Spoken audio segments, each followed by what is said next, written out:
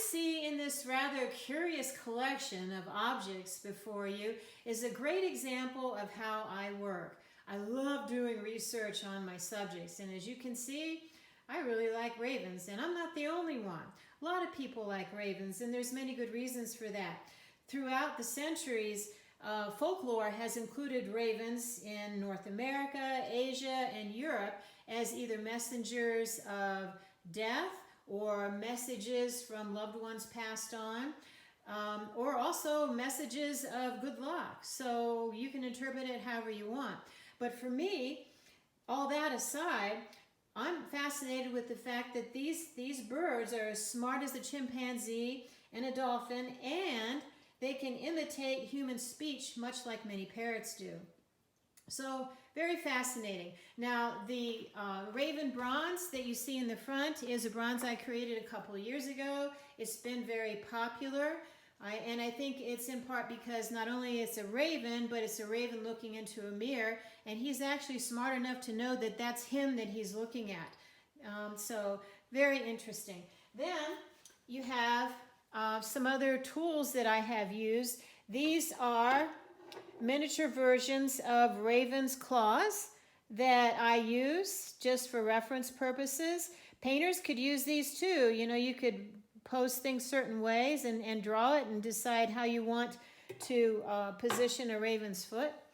Also, on the upper left-hand corner, I have a collection of raven photographs that I took. So I pulled up the ones that are going to be most applicable to the design that I created.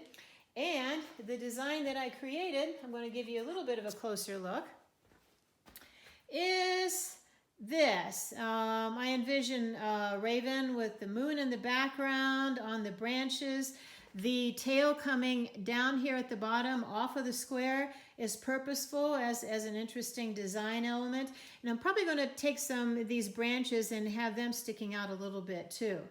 So this looks pretty strange, I'm sure. What I did is I photographed the top of this bird right here after I created it in the exact position that I want as a shortcut.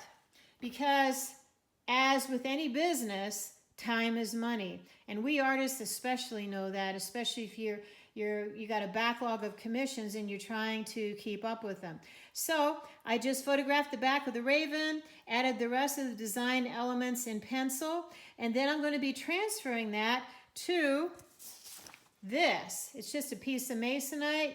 As you know, masonite has a smooth surface and a more of a textured surface. What I'm going to do is I'm going to put clay in a thin layer, oil-based clay in this case, all across this, and then transfer this design to it.